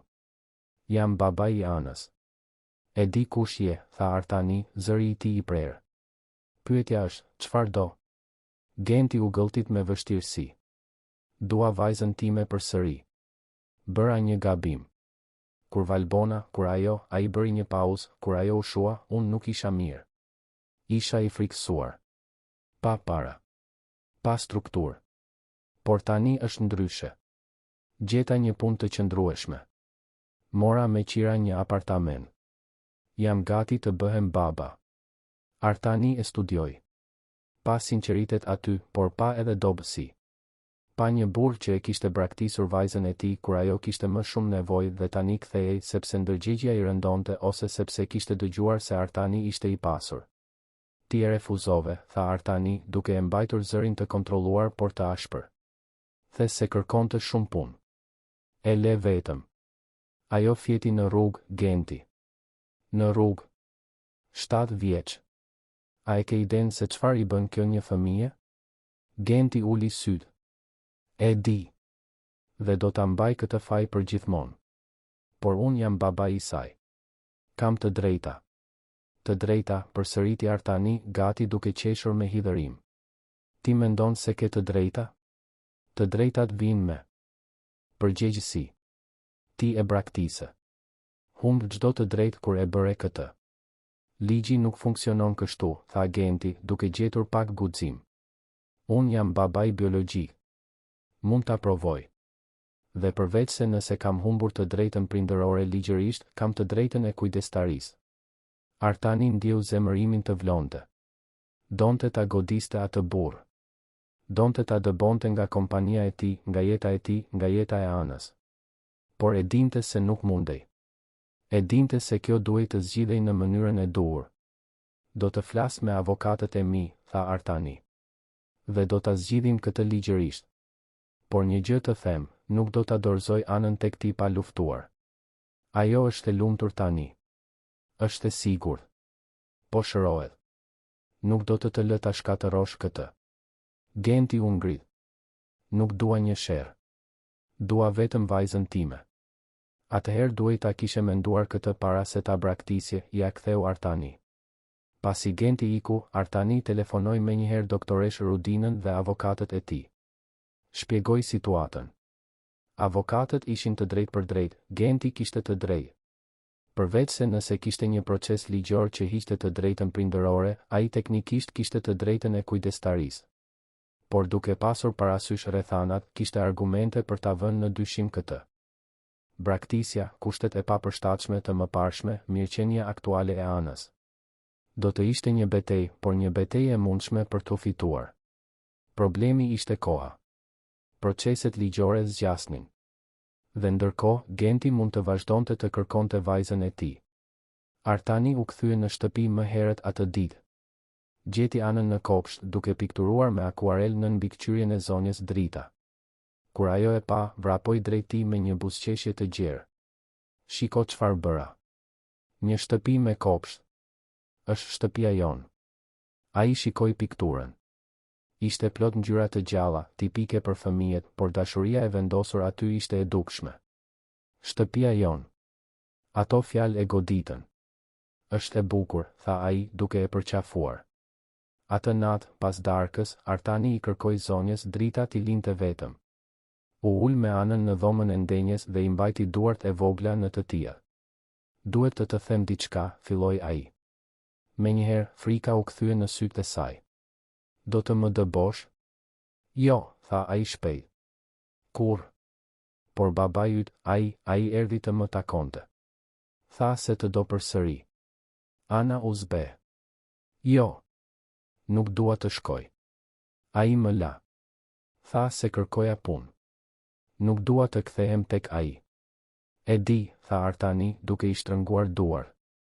Dhe do të bëj gjithçka që mundem që ti të mos shkosh. Por ai është babai yt, ligjërisht. Dhe mund të ketë një sherr. Mund të duhet të shkosh te gjykatësit, të flasësh me disa njerëz. Do të jetë e vështirë. Por unë do të jem me ty në çdo hap. Premtoj. Ana filloi të qante. Nuk është e drejtë. Më në fund gjeta një vend ku jam e lumtur. Ku dikush më do dhe tani ai kthehet. Tani që nuk kam më nevojë për të. Jeta nuk është e drejtë, tha Artani butësisht. E mësova këtë herët. Por gjithashtu mësova se duhet të luftojmë për atë që ka rëndësi. Dhe ti ke rëndësi për mua, Ana. Më shumë se çdo biznes, çdo para, çdo gjë. Do të luftoj për ty me të gjitha forcat e mia, ajo u hodh në krahët e tij, duke dënesur. Dhe Artani e mbajti, duke ndjerë zemërimin dhe pafuqinë e tij. Si mund të ishte bota kaq mizore? Si mund të lejonte që një fëmijë të refuzojë dhe pastaj, kur më në fund gjente pak paqe, të duhej të përballej përsëri me këtë stuj? Në ditët në vijim, situata u intensifikua. Genti filloi të bënte vizita në shtëpi, duke kërkuar të shihte Anën. Artani e lejoi në mbikëqyrje, sepse avokatët e tij thanë se nuk mund ta mohonte plotësisht. Vizitat ishin të tensionuara. Ana mezi fliste me të atin. Përgjigjej me një rrokje. Shmangte kontaktin vizual. Genti përpiqej. Sillte dhurata të lira. Tregone histori se si kishte ndryshuar. Por Ana nuk e besonte. Ajo shite përmes tij. Shite një burr të lëvizur nga faji, jo nga dashuria. Shite dikë që e donte përsëri, jo sepse e donte, por sepse nuk duronte të ishte zuzari i historisë së tij. Një pasdite, pas një prej këtyre vizitave veçanërisht të vështira, Ana u ngjit në dhomën e Artanit. Ai po lexonte dokumentet të procesit ligjor që po përgatitej. Mund të pyes diçka, tha ajo. Gjithmonë u përgjigj ai, duke i lënë letrat më njanë. Nëse gjykatësi më urdhëron të shkoj me të, ti do të më harrosh? Artani ndjeu sikur mori një shupllak. Zbriti nga krevati dhe u gjunjëzua para saj. Më dëgjo mirë. Edhe nëse ndodh gjëja më e keqe. Edhe nëse duhet të shkosh. Kur nuk do të harroj. Ti ma ndryshove jetën, Ana. Më tregove se çfarë ka vërtet rëndësi. Dhe këtë askush nuk mund ta heqë. As një gjykatës, as babai yt, as e gjithë bota. Por unë do të jem me të. larg teje. Atëherë unë do të luftoj për të pasur vizita. Do të jem i pranishëm sa herë që të mundem. Do të dërgoj mesazhe, dhurata, do të bëj gjithçka që lejohet. Nuk do të shpëtosh nga unë kaq lehtë. Ana buzëqeshi përmes lotëve. Premton? Premtoj. Me zemrën time. Ajo e përqafoi fort. Ti je babai më i mirë që mund të kisha. Edhe pse nuk je i vërtet. Jam i vërtet, tha Artani me vendosmëri. Të jesh baba nuk ka të bëj me biologjin. Ka të bëj me të qenit i pranishëm. Ka të bëj me të dashuruarit pa kushte. Dhe unë të dua, Ana. Jam babai yt në të gjitha kuptimet që kanë rëndësi. Atë natë, Artani nuk mundi të flinte. Mbeti duke ecur nëpër shtëpi, duke menduar për të gjithë skenarët e mundshëm. Se si do të luftonte. Se si do të përdorte çdo burim që kishte. Para, lidhje, avokat. Do të bënte çfarëdo që të ishte e nevojshme. Por gjithashtu mendoi për Anën. Për atë që ishte më e mira për të. Po sikur, për ndonjë mrekulli, Genti vërtet të kishte ndryshuar? Po sikur ai të mund t'i jepte asaj diçka që Artani nuk mundej, një lidhje biologjike me prindërit e saj? Kujtimin e së-ëmës përmes të atit? Por pastaj kujtoi frikën në sytë e Anës. Mënyrën se si ajo t'kurrej kur Genti përpiqej ta prekte. Besimin që ajo kishte tek ai, Artani. Dhe e dinte se nuk mund të hiqte dorë. Jo pa luftuar deri në fund. Seanca paraprake u caktua për 2 javë më vonë. Do të ishte hapi i parë ligjor. Gjykatësi do të dëgjonte të dyja palët dhe do të merrte një vendim të përkohshëm për kujdestarinë ndërsa procesi i plot vazhdonte. Artani angazhoi avokatët më të mirë që mundi. Përgatiti dokumentacion të gjerë mbi kujdesin që i kishte dhënë Anës. Raporte mjekësore që tregonin përmirësimin e shëndetit të saj. Raporte psikologjike që tregonin stabilitetin e saj emocional. Dëshmi nga zonja Drita, nga Tefta, nga doktoresha Rudina. Nga ana tjetër, Genti gjithashtu përgatitej. Kishte avokat të ofruar nga ndihma juridike. Paraqiste prova të punës së tij të re. Të apartamentit të tij me qira. Të transformimit të tij të supozuar. Natën para seancës, Artani u ul me Anën në kopsht. Qielli ishte i kthjellët, plot yje. Ata qëndruan në heshtje për një kohë, vetëm duke vëzhguar. Mami im thoshte se njerëzit që duan bëhen yje kur ikin, tha Ana butësisht. Se ata qëndrojnë aty në qiell, duke u kujdesur për ne. Është një ide e bukur, tha Artani. Ti mendon se është e vërtet? Mendoj se dashuria nuk vdes, u përgjigj ai. Mendoj se kur duam dikë vërtet, ai person qëndron me ne përgjithmonë. Në zemrën tonë, në kujtimet tona, në mënyrën se si ndryshojmë për shkak të tij. Atëherë ti do të qëndrosh me mua përgjithmonë, tha ajo. Sepse unë të dua. Dhe kjo dashuri nuk do të ikë, çfarëdo që të ndodh nesër. Artani e tërhoqi në një përqafim. Do të qëndroj me ty përgjithmonë. Në një mënyrë apo tjetër. Këtë e premtoj. Ata qëndruan aty derisa Anën e zuri gjumi në krahët e tij. Pastaj Artani e mbajti brenda, në dhomën e saj, e mbuloi me dashuri dhe qëndroi ulur pranë krevatit, duke e vëzhguar të flinte. Fytyra e saj e qetë, më në fund e lirë nga shenjat e rrugës. Flokët e saj të pastër dhe me shkëlqim. Duart e saj të vogla të relaksuara mbi çarçaf. Kishte ndërtuar një perandori. Kishte grumbulluar pasuri. Kishte fituar respektin e mirave. Por asgjë nga këto nuk krahasoi me privilegjin e të parit atë fëmijë të flinte në paqe, duke ditur se ai kishte pasur një rol në këtë. Nëse humbiste nesër, nëse gjykatësi vendoste kundër tij, të paktën do të kishte këtë. Do t'i kishte dhënë Anës disa javë siguri, dashuri, normalitet. Do t'i kishte treguar asaj se jo të gjithë do ta braktisnin. Se ajo ishte e denjë për t'u dashur. Dhe këtë askush nuk mund t'ia hiqte. Por ai nuk donte vetëm këtë. Donte vite. Donte ta shite të rritej. Donte të ishte aty për ditën e parë të shkollës, për festat e ditëlindjes, për sfidat e adoleshencës, për gjithçka. Donte të ishte babai që kur nuk kishte pasur. Donte t'i jepte asaj familjen që të dy gjithmonë kishin dëshiruar. Dhe nesër, para atij gjykatësi, do të luftonte për këtë me gjithçka që kishte. Jo me zemërim, jo me arrogancë, por me dashuri. Me dashuri të pastër, të vërtet, pa kushte. Sepse në fund vetëm kjo kishte rëndësi. Dashuria. E vetmja gjë për të cilën vërtet ja vlen të luftosh. Mëngjesi I seancës erdhi me një qiell të hirë që dukej se pasqyronte ankthin e Artanit. Ai u zgjua herët pas një nate gjumi të shqetësuar dhe e gjeti anën tashmë të zgjuar, ulur në krevat, duke përqafuar Arushin prej pelushi që ja kishte bler javën e kaluar. Nuk fjeta dot mirë, rrëfeu ajo kur ai hyri. Kisha frikë se do të shija ëndra të këqija. Ai u ul pranë saj dhe e përqafoi. Edhe unë nuk fjeta mirë. Por e di çfarë më ndihmoi. Të kujtoja se pavarësisht se çfarë ndodh sot, dashuria që ndjejmë për njëri tjetrin është e vërtetë. Dhe askush nuk mund të na e heqë këtë. Ana tundi kokën, por syt I kishte plot frikë. Çfarë do të duhet të bëj atje? Do të më bëjnë pyetje? Ndoshta, tha Artani sinqerisht. Gjykatësi do të doj të di se si ndihesh. Çfarë do ti, por doktoresha Rudina do të jetë atje. Unë do të jem atje. Dhe ti vetëm duhet të thuash të vërtetën. Të flasësh atë që ke në zemër. Po sikur e vërteta të mos mjaftoj? Artani ndjeu një lëmsh në fy. Atëherë do të gjejmë një mënyrë tjetër. Por nuk do të arrijmë deri aty. Unë besoj në këtë.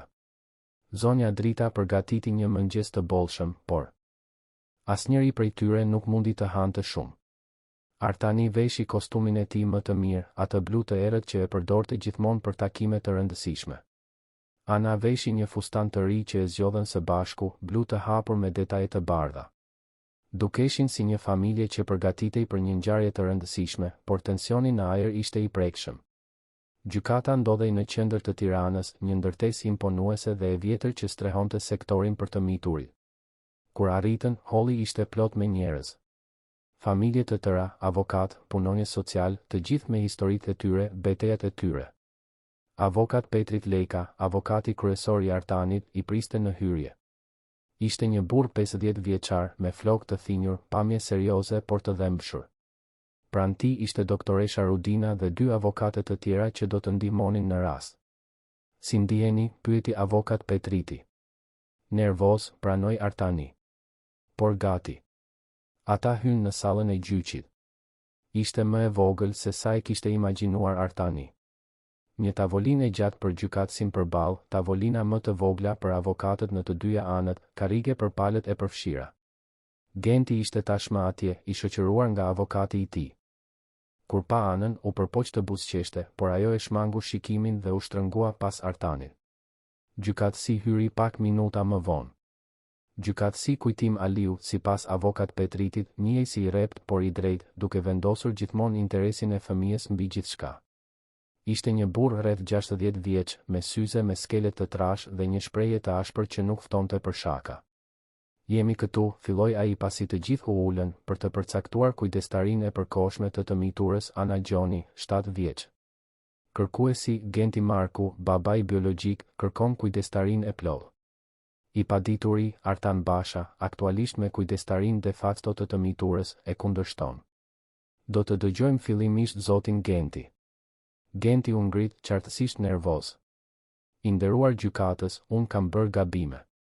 E di këtë. Kur nëna e Anës ndërroi jetë, unë nuk isha I përgatitur. Isha I pa punë, pa strukturë, I frikësuar.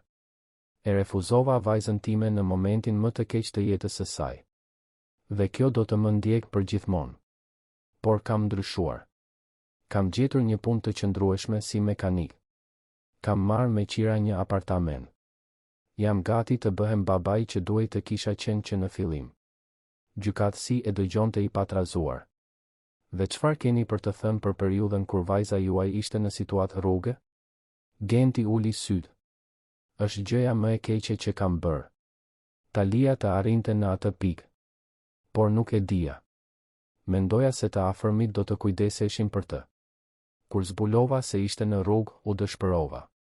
U përpoqa ta gjeja, por nuk munda. Derisa dëgjova se ishte me zotin Basha. Avokat Petriti u ngrit. I nderuar gjykatës, mund të bëj pyetje? Mundeni. Zoti Genti, në cilin moment saktësisht e morët vesh se vajza juaj ishte në rrugë? Genti hezitoi.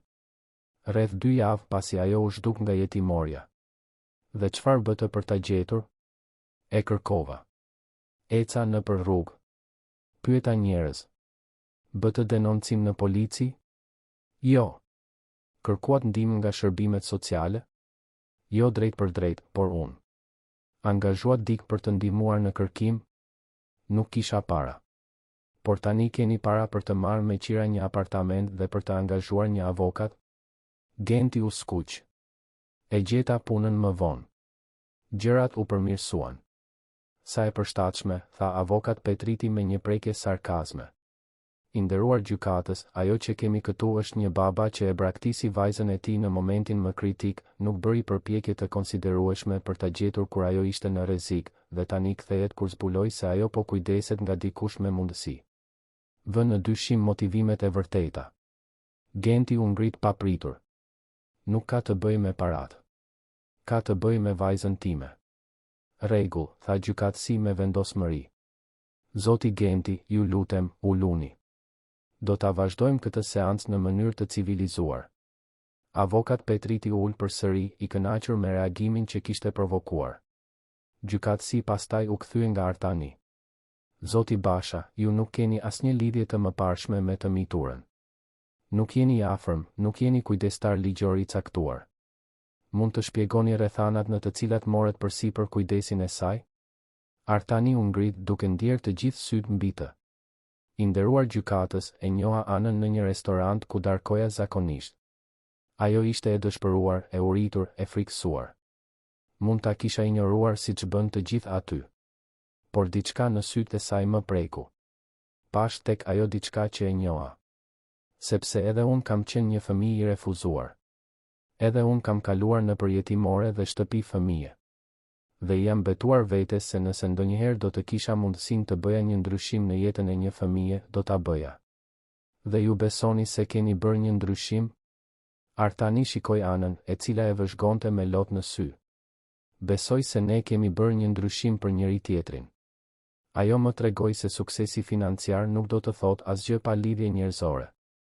Dhe unë, shpresoj, i kam treguar asaj se është e mundur të duhesh, të vlerësohesh, të kesh siguri. Në pak javë, e kam parë këtë fëmijë të transformohet. Kam parë dritën të kthehet në sytë e saj. E kam parë të buzëqesh, të luaj, të jetë fëmijë përsëri. Dhe nuk dua ta shoh këtë të hiqet. Gjykatësi bëri disa shënime. Do të kërkoj tani që e mitura të afrohet. Ana u zbe. Artani i shtrëngoi dorën inkurajuese. Gjithçka do të shkojë mirë, i përshpëriti ai. Ajo u ngrit ngadalë dhe eci përpara. Gjykatësi zbriti nga tavolina e tij dhe u gjunjëzua për të qenë në lartësinë e saj. Shpreha e tij serioze u zbut pak. Ana, tha ai butësisht. E di pse je këtu? Ajo tundi kokën. Për shkak të kujdestarisë. Se kush do të kujdeset për mua? Saktësisht.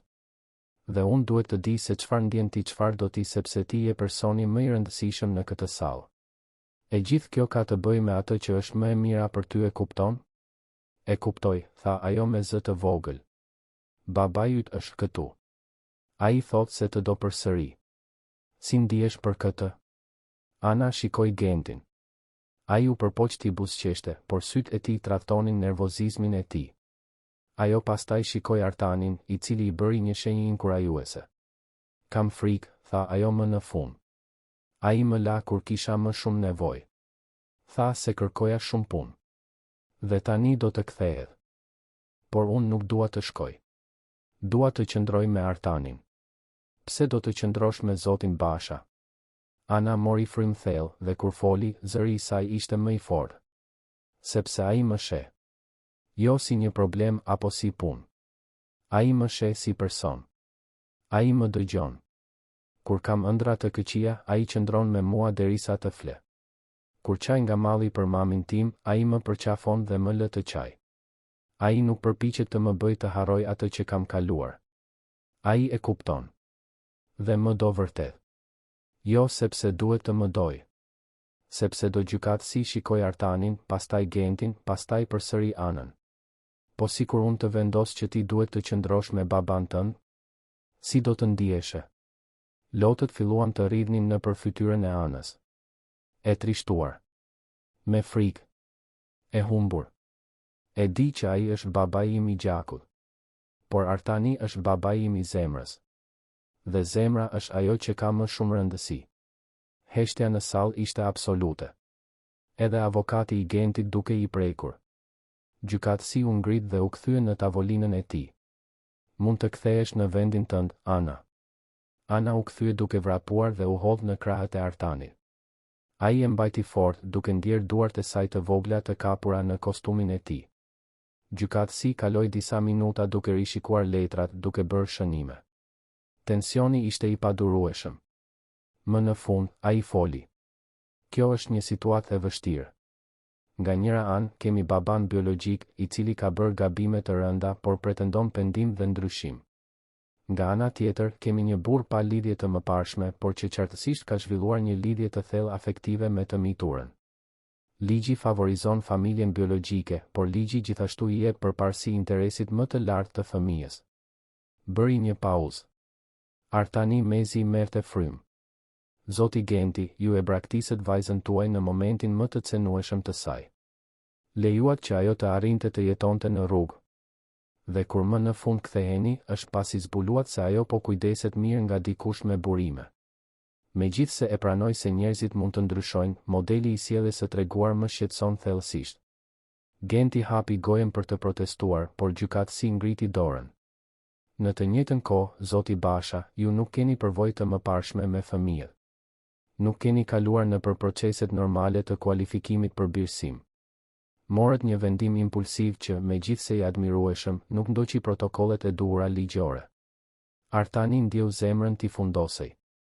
Do të humbiste. Do ta humbiste Anën. Megjithatë, vazhdoi gjykatësi, ka diçka që i tejkalon të gjitha këto argumente teknike. Dëshmia e Anës. Dëgjova frikën në zërin e saj kur fliste për të atin. Pash dashurinë në sytë e saj kur fliste për zotin Basha.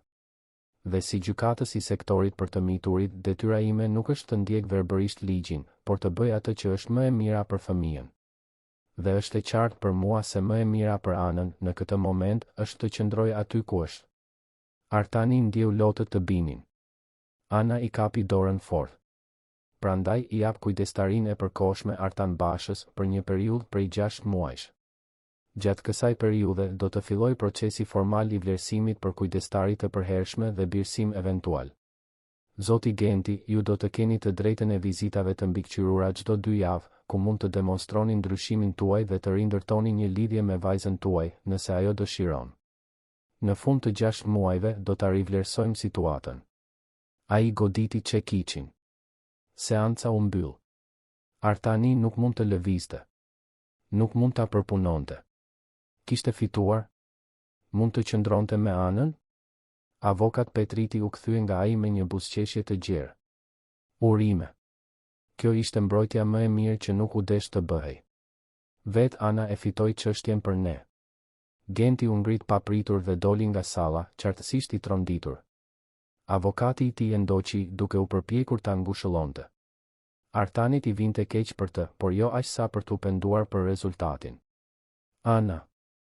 Po qante, por ishin lot lehtësimi. Mund të qëndroj? Vërtet mund të qëndroj? Mundesh, tha Artani, zëri i tij i mbytur. Për 6 muaj të garantuar. Dhe pastaj, nëse gjithçka shkon mirë, për gjithmonë. Ajo e përqafoi aq fort sa gati e rrëzoi nga karrigia. Dhe Artani ja ktheu, pa u shqetësuar për lotët që i lagnin kostumin e shtrenjtë, pa u shqetësuar për njerëzit që vëzhgonin, pa u shqetësuar për asgjë tjetër përveç atij momenti. Atij momenti të përsosur dhe të papërsosur në të njëjtën kohë. Jashtë gjykatës, dielli kishte çarë redh. Avokat Petriti shpjegoi hapat e ardhshëm. Vlerësime në shtëpi, raporte të rregullta, ndjekje psikologjike për Anën. Artani dëgjoi gjithçka me vëmendje, duke bërë pyetje, tashmë duke u përgatitur mendërisht për çdo fazë. Kur më në fund mbetën vetëm në makinë, Artani dhe Ana u panë në sy. Do të shkosh në shtëpi, pyeti ai. Në shtëpinë tonë, e korrigjoi ajo. Dua të shkoj në shtëpinë tonë. Dhe ai buzëqeshi. Një buzëqeshje e sinqertë që nuk e kishte përdorur prej vitesh. Shtëpia jon. Po, kjo ishte. Jo vetëm shtëpia e tij. E tyre. Rrugës u ndalën në një akullore. Ana kërkoi një akullore lule shtrydhe me mbulesë çokollate. Artani kërkoi një me krem. U ulën në një stol parku afër dhe hëngrën në heshtje të rehatshme, vetëm duke vëzhguar njerëzit që kalonin. Artan, tha Ana pas një farë kohe. Mund të pyes diçka? Gjithmonë. Kur më pe atë natë në restorant, çfarë ishte ajo që pe vërtet? Ishe vërtet ti kur ishe fëmijë apo ishte diçka tjetër? Artani mendoi me kujdes para se të përgjigjej. Mendoj se i pash të dyja. Pash veten time, po. Por pash edhe një mundësi. Një shans të dytë. Shansin për të bërë diçka të drejtë. Për të qenë përdik ajo që askush nuk ishte për mua. Dhe, ai hezitoi, pash edhe një mundësi që nuk e kisha konsideruar kur më parë. Mundësinë për të qenë baba. Për të pasur një familje. Për të pasur dikë që më donte jo për atë që kam, por për atë që jam. Dhe çfarë je ti? Pyeti Ana. Artani buzëqeshi. Ende po e zbuloj. Por me ty pranë meje, mendoj se do të më pëlqej ajo që do të gjej. Ata mbaruan akulloret dhe u kthyen në makinë. Gjatë pjesës tjetër të rrugës, Ana foli me entuziazëm për atë që donte të bënte kur të arrinin në shtëpi. Ndoshta të pikturonte një tjetër pikturë. Ose të luante në kopsht. Ose thjesht të shihte një film së bashku. Artani dëgjonte, i mahnitur nga transformimi. Ajo nuk ishte më vajza e friksuar që kishte parë në restorant javë më parë. Ishte një fëmijë që po mësonte të ishte fëmijë përsëri. Që por i zbulonte gëzimin, kureshtjen, shpresën. Kur arritën në shtëpi, zonja Drita i priste me ankth. Sa po pa fytyrat e tyre, e kuptoi rezultatin dhe vrapoi t'i përqafonte. Kam përgatitur një drekë speciale për të festuar, tha ajo. Kisha besim se gjërat do të shkonin mirë. Dreka ishte një festë. Tefta, shefja e kuzhinës së restorantit, gjithashtu u shfaq, duke sjellë një tortë që e kishte bërë posaçërisht për rastin. Elona, asistentja e Artanit, dërgoi lule dhe një mesazh të përzemërt. Edhe avokat Petriti telefonoi për t'i uruar përsëri. Atë natë, pasi Ana shkoi të flinte, Artani qëndroi në zyrën e tij, duke parë nga dritarja. Mendoi se si jeta e tij kishte ndryshuar në vetëm një muaj. Se si gjithçka që ai mendonte se ishte e rëndësishme ishte zbuluar e zbrazët. Se si një vajzë 7 vjeçare kishte bërë më shumë për të se të gjithë terapistët që kishte provuar ndër vite. Ai kishte ndërtuar një perandori, por ishte vetëm në maj. Tani kishte diçka pafundësisht më të vlefshme. Kishte dikë që e donte. Dikë që kishte nevojë për të. Dikë që e bënte të donte të ishte më i mirë. Dëgjoi hapa të lehtë dhe u kthye. Ana ishte në derë, duke mbajtur arushin e saj prej pelushi. Pash një ëndër të keqe, tha ajo me zë të ulët. Eja, tha ai, duke hapur krahët. Ajo vrapoi drejt tij dhe u rehatua në prerin e tij. Ai e përkundi butësisht, duke kënduar një këngë që nuk e dinte nga i kishte ardhur. Ndoshta diçka që kishte dëgjuar diku në të kaluarën e largët. Ndoshta diçka që zemra e tij e kishte krijuar në atë moment. Artan, murmuriti Ana e përgjumur. Faleminderit që nuk hoqe dorë nga unë. Faleminderit që nuk hoqe dorë nga unë, u përgjigj ai. Ajo fjeti aty, në prerin e tij, në zyrën që dikur kishte qenë selia e vetmisë së tij dhe tani ishte vetëm një dhomë tjetër e një shtëpie që më në fund dukej e gjallë. Artani qëndroi aty për orë të tëra, pa lëvizur, vetëm duke mbajtur atë fëmijë të çmuar që fati e kishte vendosur në rrugën e tij. Mendoi për të ardhmen. Për 6 muajt e ardhshëm të vlerësimit. Për procesin e birësimit që do të vinte më pas. Për sfidat që do të përballonin. Ana do të duhej të shkonte në shkollë. Të bënte miq. Të përballej me pyetjet e pashmangshme për familjen e saj. Ai do të duhej të mësonte të balanconte punën dhe atësinë.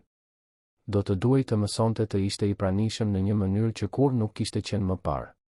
Por për herë të parë në jetën e tij, këto sfida nuk e friksonin. Sepse nuk ishte më vetëm. Kishte Anën. Dhe ajo kishte atë. Dhe së bashku mund të përballonin çdo gjë. Muajt në vijim ishin një mal me emocione. Ana filloi shkollën dhe, siç kishte parashikuar Artani, u përball me pyetje të vështira. por i befasoi të gjithë, përfshira atë me qëndrueshmërinë e saj.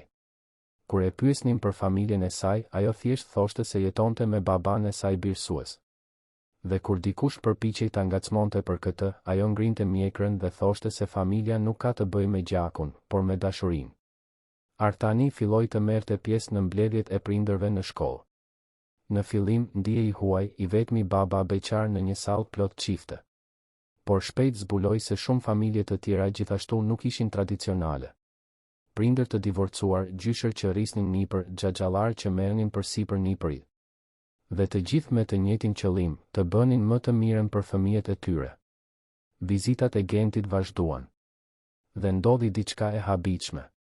Me kalimin e kohës, larg presionit të qenit i vetmi përgjegjës, larg fajit që e konsumonte, Genti filloi të lidhej me Anën në një mënyrë më të shëndetshme.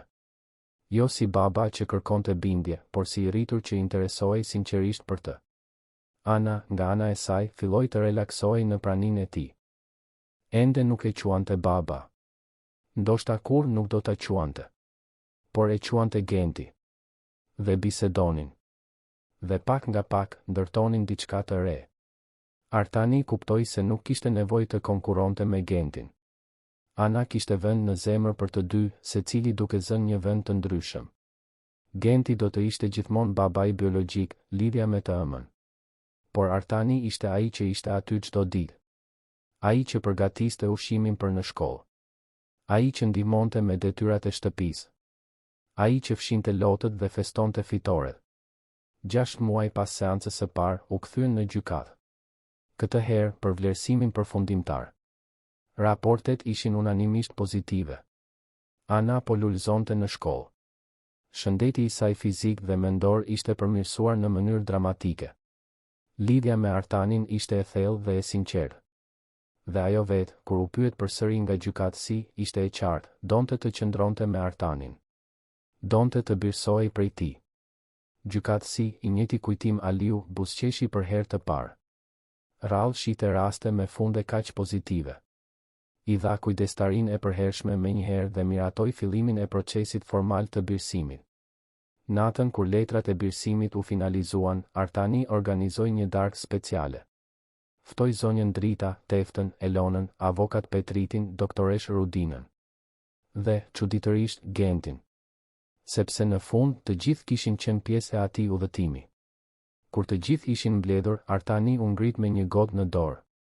Do të doja të bëja një dolli. Një vit më parë, isha një burr i pasur por i zbrazët. Kisha gjithçka dhe asgjë në të njëjtën kohë. Dhe atëherë, një të enjte të zakonshme, një vajzë e vogël dhe guximtare hyri në jetën time dhe ndryshoi gjithçka. Më tregoi se suksesi nuk matet me para, por me dashuri. Se familja nuk ka të bëjë me lidhjet e gjakut, por me zgjedhjen. Me të qenit i pranishëm. Me të dashuruarit pa kushte. Ai shikoi Anën, e cila shkëlqente në fustanin e saj të ri. Ana, ti më shpëtove, po aq sa të shpëtova unë. Dhe jam mirënjohës çdo ditë për atë natë në restoran.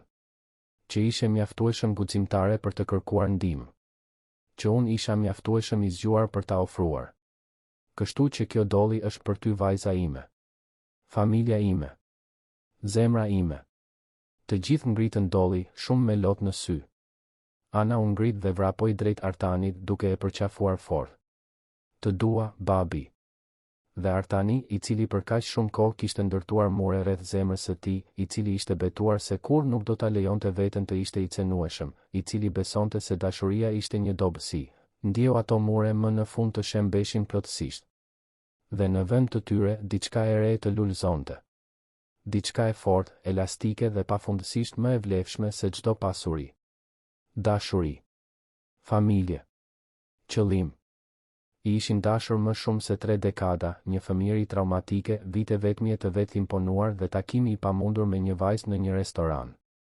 Por më në fund, Artan Basha kishte gjetur atë që gjithmonë kishte kërkuar. Jo në biznese apo para apo njohje. Por në diçka shumë më të thjeshtë dhe shumë më të thellë.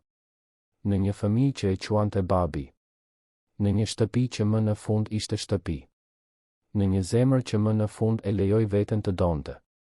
Dhe kur të gjithë kishin ikur dhe shtëpia ishte e heshtur, Artani hyri në dhomën e Anës për t'i thënë natën e mirë. Ajo ishte shtrirë, gati duke fjetur, por hapi sytë kur ai hyri. Babi, tha ajo. Ti mendon se mami im do të ishte e lumtur? Nëse ajo do ta dinte se unë jam këtu, me ty? Artani u ul në cep të krevatit dhe I kapi dorën. Jam I sigurt se ajo është e lumtur. Kudo që të jetë, ajo e di se ti je e sigurt, e dashur, e kujdesur. Dhe kjo është gjithçka që një nën dëshiron për vajzën e saj. Ana buzëqeshi. Ndonjëherë ëndërroj për të. Dhe ajo thot se është krenare për mua. Se gjithçka është në rregull. Ajo ka të drejtë. Gjithçka është në rregull. Më mirë se në rregull. Është perfekte. Ana mbylli sytë. Natën e mirë, babi. Të dua. Natën e mirë, e vogla ime. Edhe unë të dua. Artani doli nga dhoma dhe qëndroi në korridor për një moment. Mendoi për gjithçka që kishte ndodhur. Për të gjitha zgjedhjet që e kishin çuar në atë moment. Për të gjitha dhimbjet, humbjet, refuzimet. Dhe kuptoi se gjithçka kishte një qëllim. Gjithçka e kishte përgatitur për të qenë gati kur Ana të shfaqej në jetën e tij. Sepse ndonjëherë bekimet më të mëdha vijnë të maskuara si momente të rastësishme. Një darkë e vetmuar. Një fëmijë I dëshpëruar. Një pyetje e thjeshtë, a mund të ha me ty? Dhe ndonjëherë të thuash po kësaj pyetjeje ndryshon gjithçka. Jo vetëm për fëmijën që ka nevojë të shpëtohet, por edhe për të rriturin që nuk e dinte se kishte nevojë të shpëtohej gjithashtu.